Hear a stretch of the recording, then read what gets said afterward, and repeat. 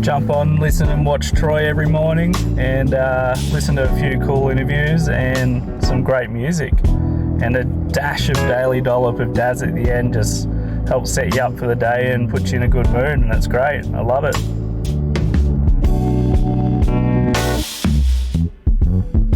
Top of the morning to Sal and everyone else that's just jumped in the room in the nick of time to catch our very next guest. Big shout out to Walkabout Barber too. Let us know when you're coming down this way. I know that's the plan. And good morning to anyone else that's jumped in the RGR lounge. Look, I met this fella. He's a connection of Big Al, and has all of a sudden become someone that puts on very similar things to me. Puts on events for community. He's very passionate about justice and equality, but I guess listening to all walks of life. A very big community player, and the way he goes about things is very, very impressive, and a lot of respect for this man.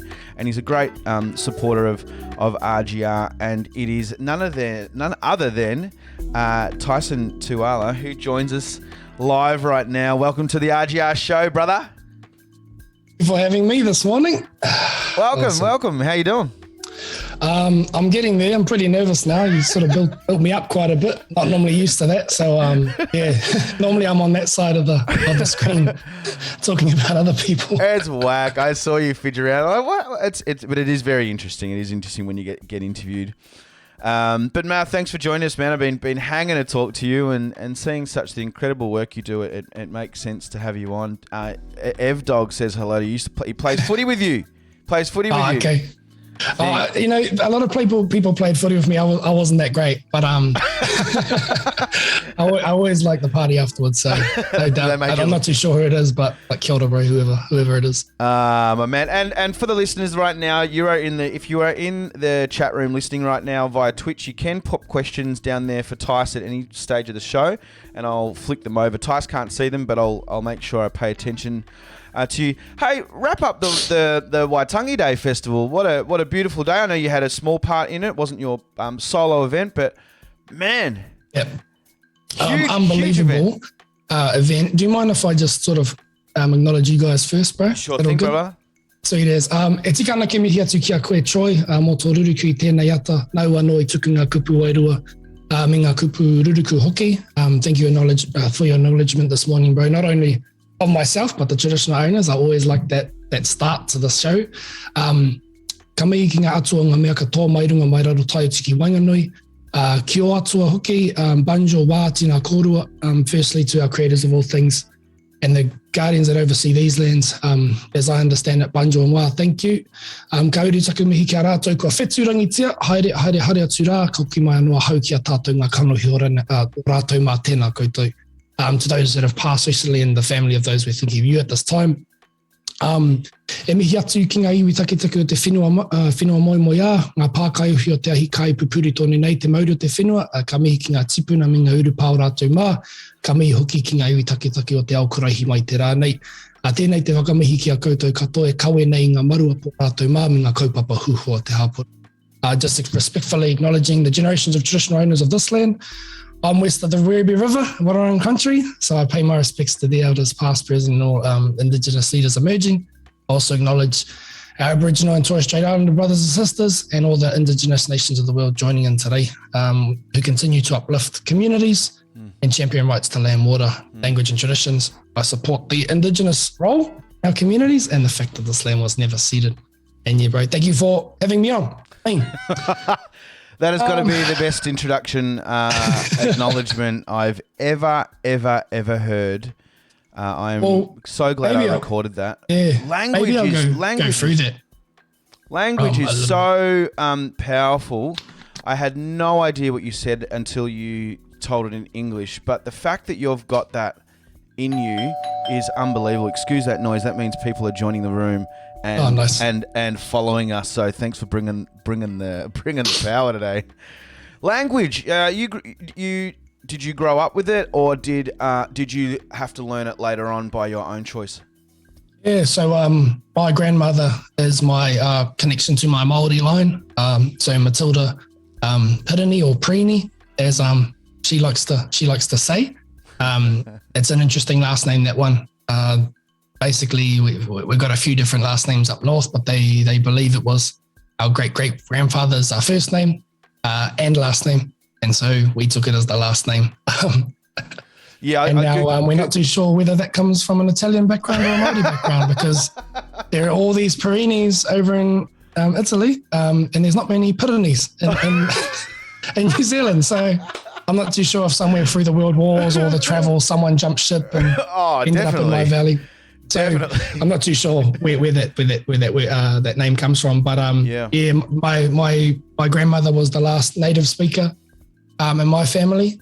And then from that generation down, she's part of the generation that it was taken out of schools, and I had to pick it back up. Both my parents don't speak Māori, but I had to pick it back up in high school, which is not the easiest. And then I went into a year or two at uni, and I got put in a flat with 3 fluent speakers that wouldn't speak English to me. So that's the best way to do it, people. If you ever want to learn a language, just go and sit with people that only speak that language. Sure.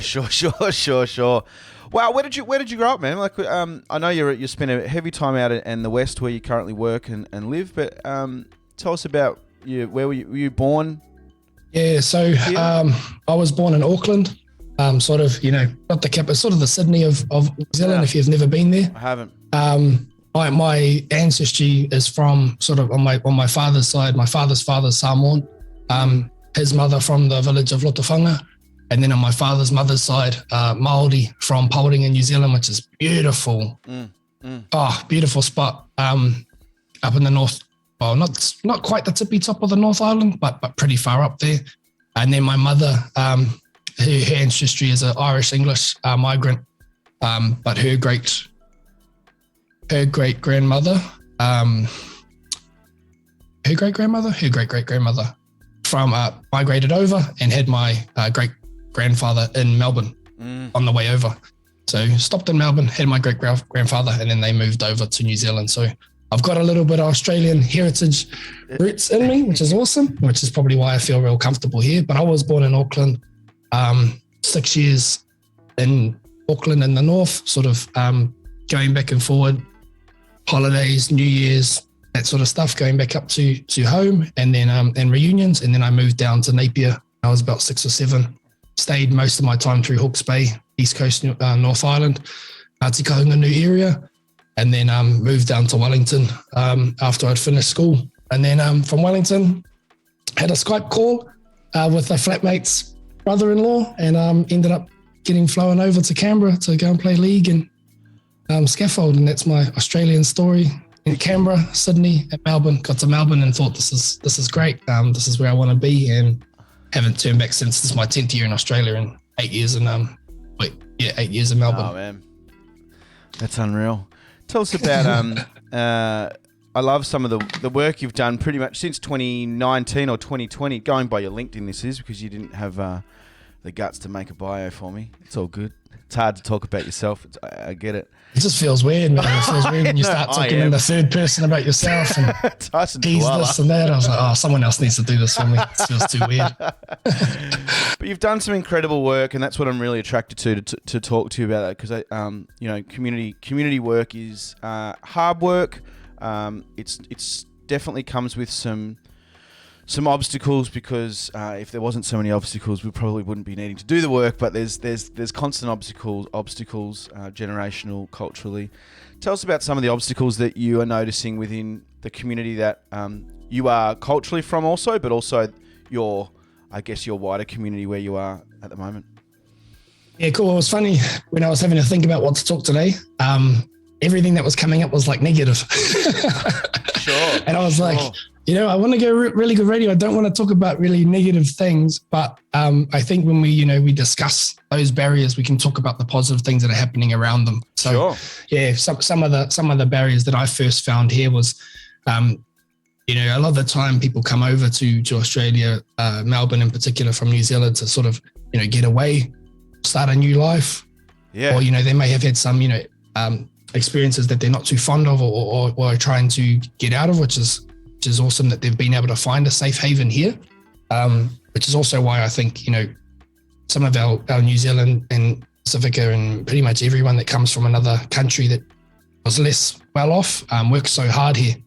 It's just amazing to see, how much of us are over here and how much of us really work hard. But it also creates this attitude of, not really speaking up about the barriers that we do encounter, because we sort of, a lot of the time I sort of feel like, we shouldn't be complaining because we're not in our country and we're coming over and it's, it's been so great coming from sort of $13.50 an hour to, being able to, almost triple that.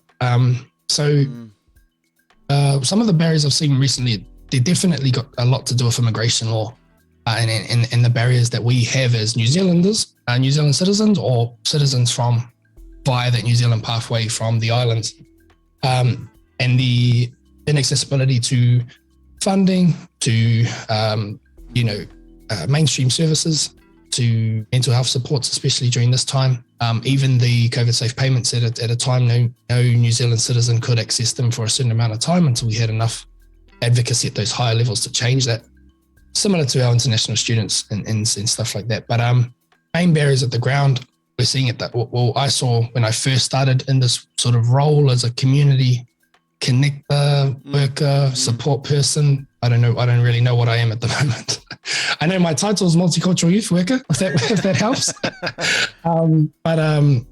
It was people didn't really connect with each other. They all had small individual community groups all around the area. Wyndham has one of the most diverse populations I've ever seen in my life anywhere. Explain. But no one really talks to each other. Explain some of the suburbs you're talking about when you say Wyndham. Okay, cool. So, if we sort of think about Wyndham as sort of the edge of Laverton, all the way up to sort of Ainsbury, down into the back of sort of Manor Lakes, Wyndham Vale, Harpley Estate, if you know where that is, pushing right out to the sort of, I think it's almost down to Lara. I can't quite remember if it touches Lara. I think it touches Lara, and then back up through Point Cook, skipping out Altona. So Altona pushes into Hobson's Bay, back up to Laverton. So Truganina, Manor Lakes, Wyndham Vale, Point Cook, where else we have Hoppers Crossing. Yeah, gotcha. All massive communities and all booming communities of just every different type of, individual. And I've only scratched the surface with some of the work that I've done to see who these people are, what culture they are, what they do. But that's one of the barriers, is that because we're so new and we're not established and we're not, we don't have the infrastructure that some of the other ethnicities have around here. It is very hard to move as a community. It is hard to get people out and about and working together. And like you would know, across our communities, I would say many of our organizations have, I wouldn't say failed, but have ceased to exist in the past. Have risen up, have done really well. And then because of, the way that the system is run here, and the way that our communities are so, fragmented, that those organizations have either, ceased to exist or been passed on or changed over time. And that's one of the things that we miss here, is we don't have a connection to each other as strong as we did in New Zealand, which is obvious, but we also don't have a connection to other cultures around us as strong as we'd like to. How important has treaty been to the Māori people? And obviously I came back from Waitangi Day, and someone's like, well, what's Waitangi Day about? And I said, look, it's got to do with treaty. And then I just didn't bother because I don't know how much more. And then my wife's like, well, they haven't even actually got treaty. And I'm like, oh man, it's too hard. So I'm going to pick your brain right now. Cool. What? Now I gotta really think. Hey, open up that history book. And it's hard because you don't want to get it wrong, but I just feel that you might be a little bit more connected. You're going to be way more connected to the truth than I am, I think, with your own people. But has treaty been a good thing? And is it correct to connect your strong connected culture that you talked about back home to that treaty day back in 1840 or something? 1840. This is probably one of the biggest, I would say it's the biggest contextual issues in New Zealand has been built out of this treaty. And I think the biggest thing that I think about when I think about the treaty is how proud I am that the British had to sign one with us. That's just like an arrogant sort of thing. Like, yeah, like, that's sort of how I look at it. I'm like, at that time, we're the only country that they had to settle with the treaty with, only because, there's so many different things in it. And I recently did let me get the name because I don't want to mess this up. I did a treaty sort of session. And even now I'm learning more and more and more. And I think, Graham Bidwar, if you ever want to learn anything about not only the context of how the treaty came about, like what sort of how New Zealand indigenized the space, how they were indigenous, how Maori people indigenized the space of New Zealand, Aotearoa, to get into that treaty position, and then the tangible effects. And that's one of the things that I find hard to prove sometimes, is how to show the tangible effects of the Waitangi Treaty. But he can explain it through his own whakapapa, through his own history and his family history in a very tangible way in terms of land owning, family health, and it degrading into almost alcoholism and losing of land and losing of wealth right down to him. And it's to a point where 3 of our group were crying, and this is a Zoom webinar. This is not even a face-to-face thing. But back to the treaty. So the main issues that come out of the treaty are based on, and I was talking to, it's really interesting. The interviews I was doing on the weekend was trying to find out what Waitangi Day means to people here. And I was getting so many different answers. I got, answers from a bit of a viral TikToker here that he had no idea what it was about, which is great too. He was honest in saying that. So I was able to give him a little bit of understanding. Then I had young people here saying, it's a great day. We get to eat Māori food and chill out and hear bands, and that's cool. But then I also got to talk to some of our elders, and they are very, what's the word? I would say they are very intense in saying that we should create more education around what Waitangi Day is and why and what the treaty is. Because the treaty wasn't signed over one day. That's the first thing I'd like to say. It's just, to imagine trying to get, a confederation of these chiefs to sign one document in one day in one place, it would have been almost impossible. And there's different versions of treaty as well. But the main issue that I understand is the language translation of both. So there's almost like a English version and a Māori version. And because our languages, was only recently put into writing, so we didn't write the language before, the translation between the English and the Māori versions are very different. Wow. So now I no one come at me for this because I haven't done any research and I didn't know Troy was going to, put me on this. But for what I remember, the word governorship was used, and I think it was kawanatanga or tino rangatiratanga. There's different words that should have been used to, if the English at the time wanted to express what they were saying the treaty was, and the Māori version of that treaty doesn't line up correctly, or our idea of what they were saying it wasn't the same. Wow. So the biggest issues that come out of that is through that treaty, but the treaty itself, Treaty of Waitangi plus a couple of other documents create basically sort of like our constitution is in a way. So there's a couple of different documents. I think it might be Bill of Rights. I think, this is me forgetting now, but basically English version, Māori version, not the same. Very crazy. Similar, but there's some words there that because they're different, they mean a whole lot different things to Māori. And the way I look at it, Māori would have been it would have been a lot easier for them to sign the Māori version, but had they known the full extent of what the English version actually meant, I'm not too sure whether or not some people would have signed that or not. Whew, the other issue is that not everyone signed it. Oh, really? So they went around to all the chiefs. Is this right? I did a little scratch on it. They went around to all the chiefs, as many tribes that they could find, I guess, or did they maybe just go, let's just cap it at 200 and put a pause on this? I wasn't there, but I know for a fact that not everyone signed it, and there are very significant people in New Zealand that are very advocates for saying that their tribe was not a part of the Treaty of Waitangi. There's other flags. there was supposedly, not supposedly. To some iwi, especially up north where I'm from, there was I want to say, what is it, independence? Oh my gosh, the words are lips me now, but they had signed something already that had pretty much a declaration of independence, I think. So that's where another flag of ours comes from. So there's a lot of issues with that. But the one thing I would say is that they are starting to change. My iwi recently got its treaty settlement.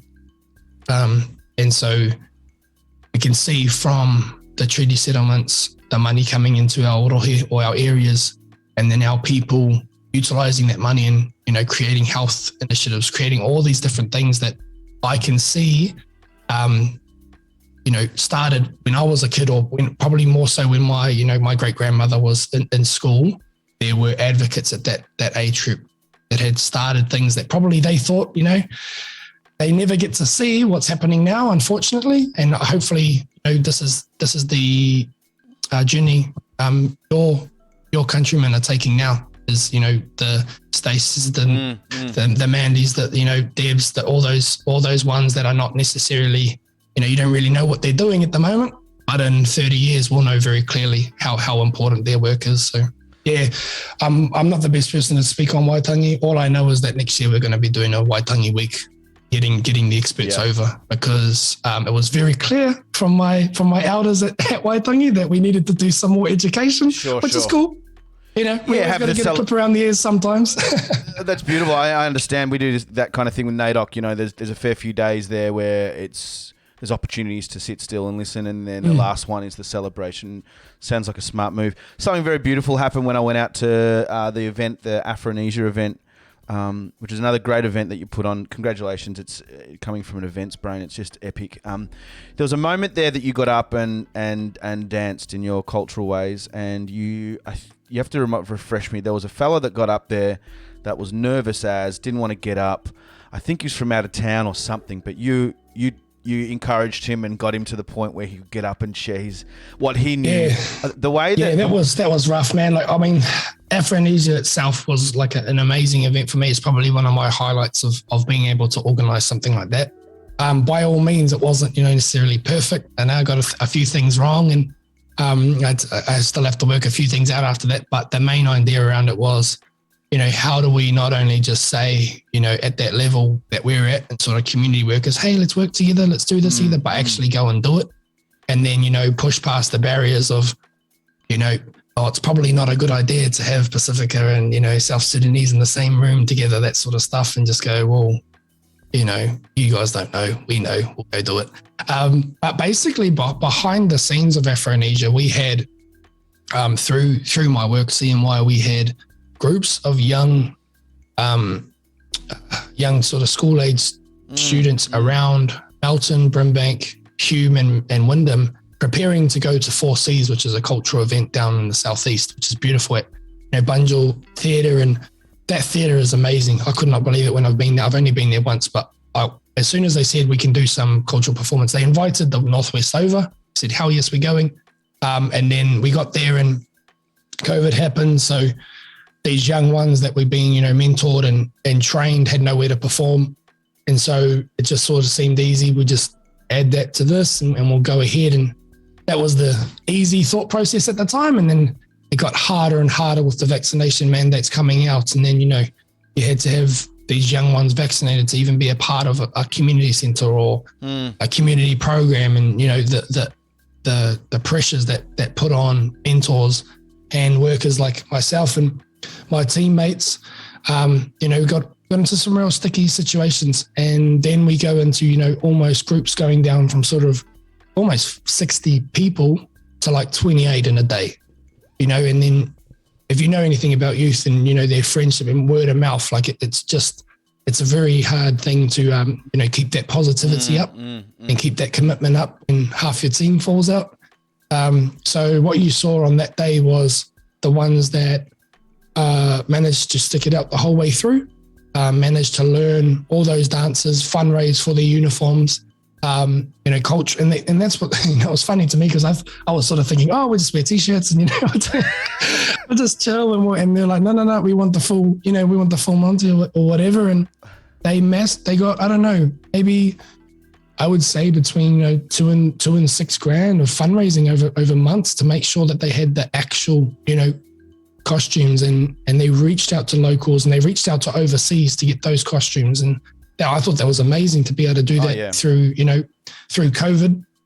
And then we got to the performance day, and in our Wyndham group, there was only one boy that was willing to do the haka, and our Māori tutor was unable to make the day, and the other boys wanted to do it. I sort of said to him, bro, are you going up there? And he's like, yeah, I'm keen, but no one else is keen. And I said, bro, that's us. Like, I'll jump in. And so I wasn't necessarily supposed to, and I didn't have anything set up, but I was like, let's go and just chuck some gears on midway through, I'm supposed to be the go-to person on the day, and I'm up on the stage with this guy, shirt off. And like, that's the thing too, like a lot of people here, we do cultural performances all the time. Like we're up this weekend, Saturday, for a 21st.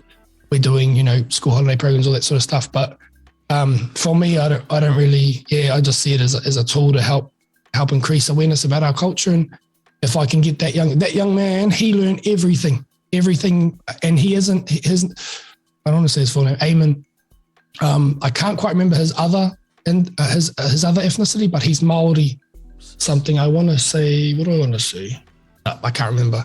But our man, he just got stuck into it, learned everything. He led a song. He did the haka. He's trying to learn about his Māori roots, and I'm not gonna let him go up there by himself. So the point that really resonated with me throughout that whole, just not that performance, but there was another fellow that was from America or something, and he got up with the Polynesian crew or something going on. And the police got up as well. The police got up doing the moves. It was just wonderful and very contrasting to how culture, and even if you don't know what you're doing or you might only be new to it, it's really encouraged.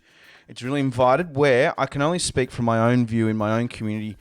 It's a bit of, we call them Johnny-come-latelys, these people that think that they know what they're doing and they just get up there and just give it a go. And the commentary is a bit more about, and I will stand corrected if it's not true with everyone, but a lot of people are saying, what are you doing with our culture? It's a little bit more standoffish, like you got to earn your stripes, where I just don't feel that day that's what that showed me was, the Māori people are, in particular Māori, they're way more encouraging and invitational and welcoming, even at that early, unknown, low information level. Is like, nah, get up, and all the shrieks. I don't know if we went the yelling from the yelling from the crowd. I said it this last week, earlier this week. That's just so encouraging, and I just found there was some really good things to be able to, like, why aren't we doing that? But I don't think it's culturally exclusive. It's just an attention to acknowledging that these people don't know what they're doing and they need to be encouraged. And I just found that event to be an epicenter of that for all other. I think it'll come, man. Beautiful. I've seen the only reason why I believe the only reason why we are, as in my group and the community I'm from, are so welcoming is because we know who we are and what we're doing with it. There's days where stuff that we do and items that we have, we don't teach, we don't give out. It's not something that you could probably get up and do with me and those sort of things. But because we've had that sort of informal safety, training from such a young age, we're now at a point where we can share freely what we know we can share freely. Like there's, very specific things. Like, I was talking to one of my tutors the other day. I said, hey, can we do this? She goes, nah, we're not doing that. And I'm like, cool, we're not doing that. So what was it? Can you explain what it was? Oh, so just some songs have very, very important meanings, and there's some haka that are very specific to some areas, and there are some haka that are more generic, which are probably the ones you would hear more often. And there's some haka that, some tribes hate because they're a recognition of a time that there might have been a war or there might have been a massacre or something like that. So, Gotcha. there's some things that I wouldn't be like, hey, Troy, come and learn this with me, because But then there'd be some things that are, universal that anyone can learn. And the more we share that culture, the more you learn about it. So for us, we have a very, cast the net wide sort of view. That's right. I always remember, I fully don't remember this conversation, but I always remember this thing I got told about the haka kamate. And there was a prophet that said that the footsteps of Te Rauparaha would be heard throughout the world. And Te Rauparaha was the person in the kamate haka, and it's come true because the All Blacks perform it all over the world, and now it's heard all over the world. And I always think that, that is one of the greatest things that you could have is your culture spread out throughout the world, and then people recognize it, even though it might be through the All Blacks. People might be like, "Oh, you're the All Blacks guys." It opens that pathway for a connection or a cordial or a conversation about our culture. But on that day in Afronesia, I told people very specifically, even the police, I said, you do not come here unless you're willing to participate and be a part of the culture. You're not coming here as yourself. If you come through these doors and you perform or you want to be a part of this festival, you have to be open to trying something, because that's if an event I run isn't based on a kaupapa or a what's a kaupapa? I don't even know what kaupapa is.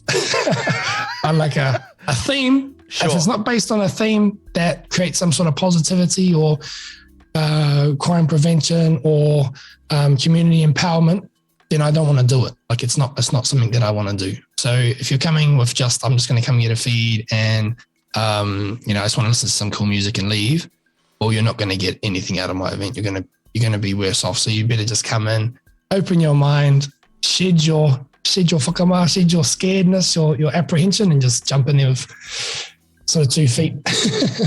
You mentioned in one of your interviews recently, I don't know if you can remember it, but you're talking a little bit about underreporting, and explain a little bit about what that was around and what underreporting or misrepresentation, how does it affect your community? I think we get fed the wrong information, and this is really serious because it affects everyone right across the world who is already misrepresented.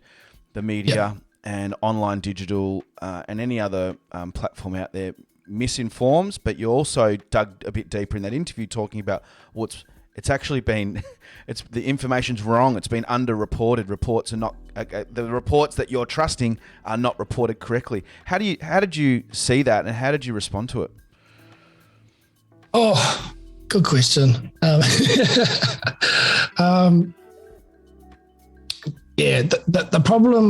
The problem with this, like the majority of the problem with the system that I see is that at the decision making level, it's done off stats and paper. So like that's so hard to affect change at a decision making level if you can't change what's on the paper. You can't change what's written down or the graphs or a pie chart. You can't change it because there isn't someone between me and that paper. There's only, the researchers that are there are underfunded themselves to do research on our communities. They're not funded to do research on our communities. Politically, we're not a great community to get a hold of because of our immigration status. And so that is something that our work is really trying to change, our immigration status of a lot of our community members.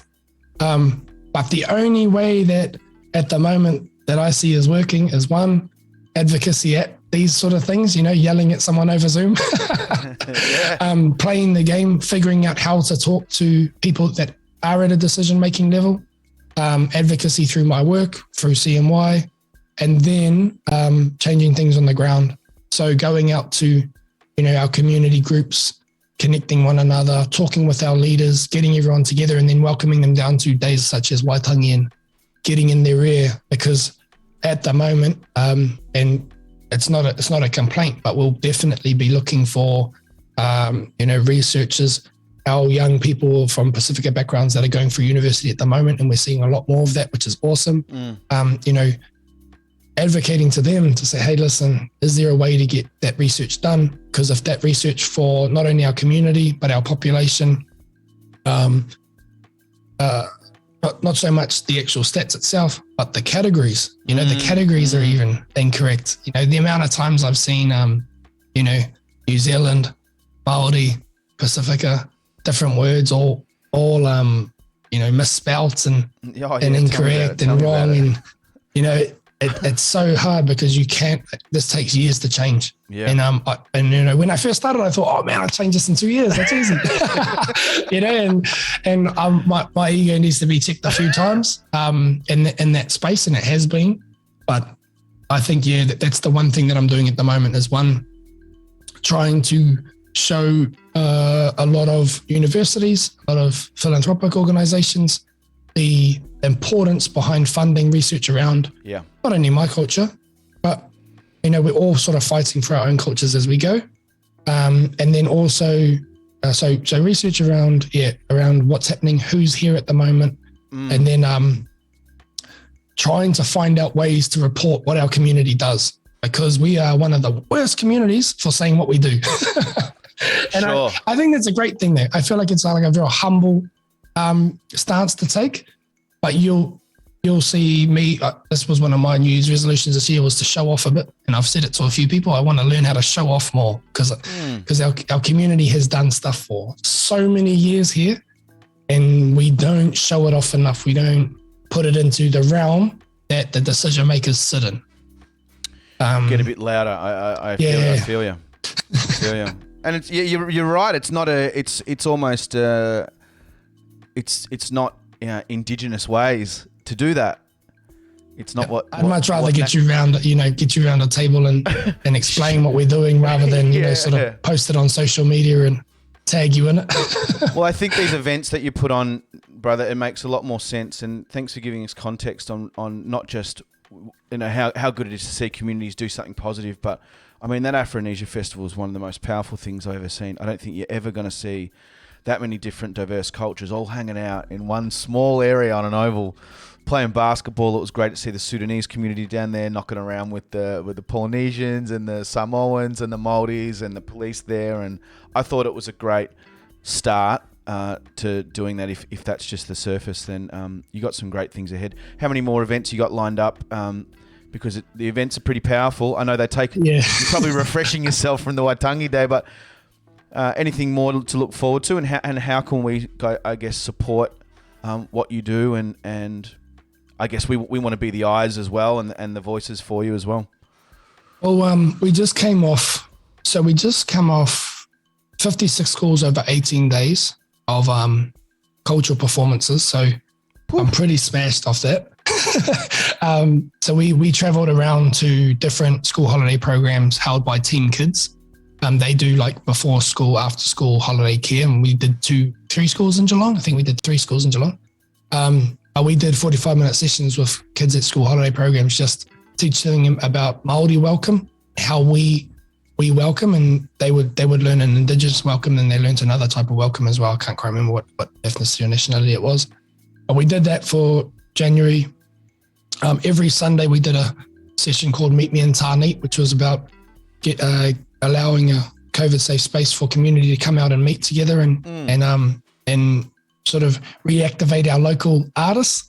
I think every artist I got was at least within sort of 5Ks of the area or 10Ks of the area. Sure. And every one of them were like, oh, I don't know, man, like I'm pretty rusty. So it was great. And they were all absolutely awesome. Then we have, Waitangi, where all I did for Waitangi was connect the organisers with the Warong traditional owners org, because even though we may have the connections with our Indigenous brothers and sisters that are, we could probably ask them to come down and open our space for us. Cool.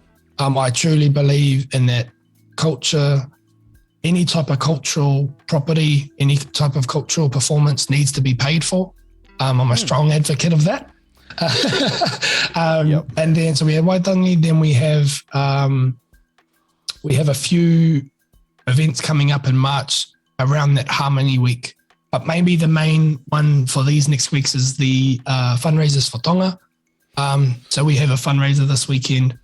The guys that live in Koko, Whipe, the guys at Wollston, Audrey, and the team at Nuholani, which is a sort of like I would say both a dance group, but also a dance class, are all doing a hula and ori session down at Williamstown Beach.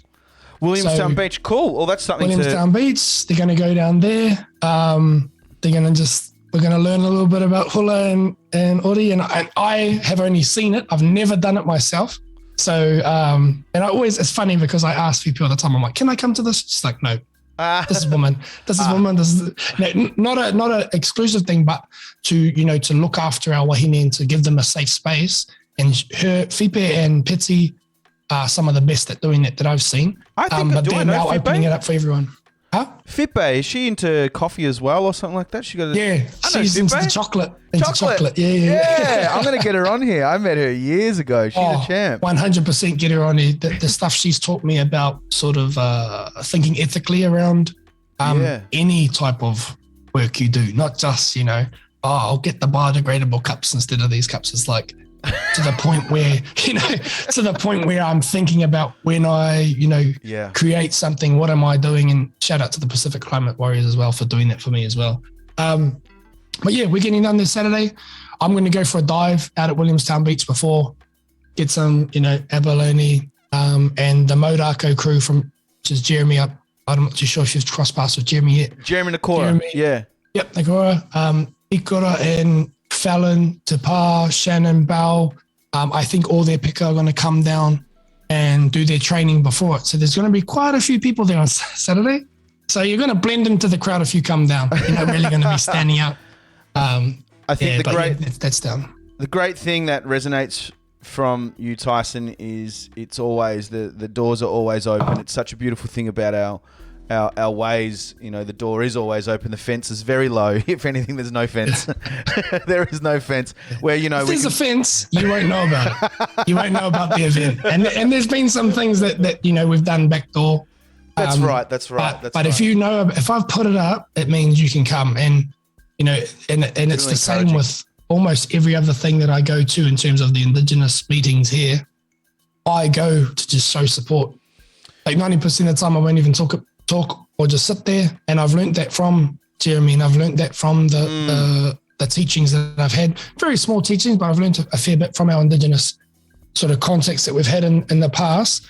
Is that, I think I went down to Wanguru Durang and just sat there for like 2 hours with this elder group, and it was just the funniest thing I've ever done. Like, it's just, it was, I could not believe how similar our elders and your guys' elders are when they all get together.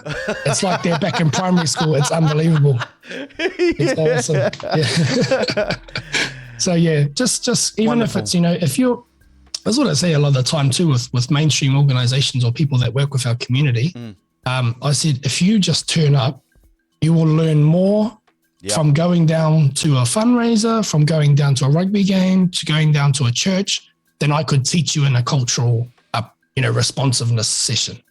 Like I laugh when people say, "Oh, we're going to pay, this organization to teach us about cultural training." I'm like, why don't you request to go and, work for a day at the Warrong Court down in Geelong? Why don't you just go work down there for a day?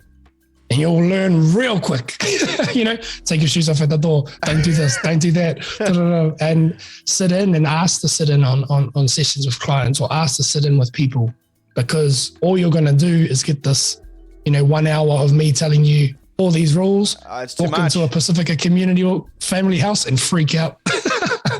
I've put up a link right now, Centre for Multicultural Youth, which is where you do some of your greatest work. And keep in touch with Tice that way through the Centre for Multicultural Youth. But also, we'll keep an eye out for some events. I certainly will do my best on this show to give you a platform, brother. But I really appreciate you coming on this morning and scratching the surface. Again, you say it so well. We need to get down to some more events and turn up. You're spot on, brother. Turn up. I appreciate you, man. Thanks for coming on today. Awesome. Thank you so much, Troy. And yeah, if anyone does have any questions, because this is one of the main problems I have, is there's not enough of us doing this work. The Indigenous community, the community sector is just calling out all the time for your countrymen to come and support. And same with my Pacifica lot.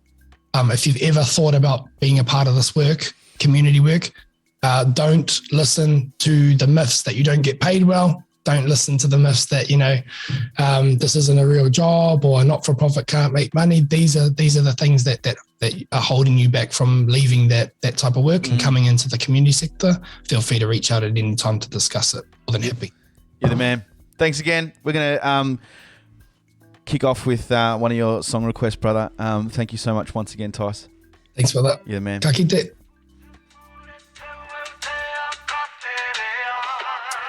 The wonderful Tyson Tuala, thank you so much.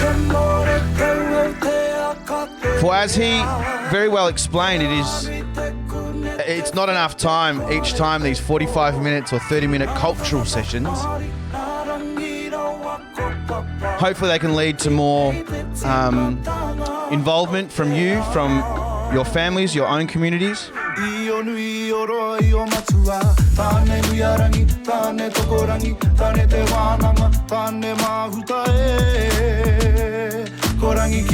It's 20 past 8.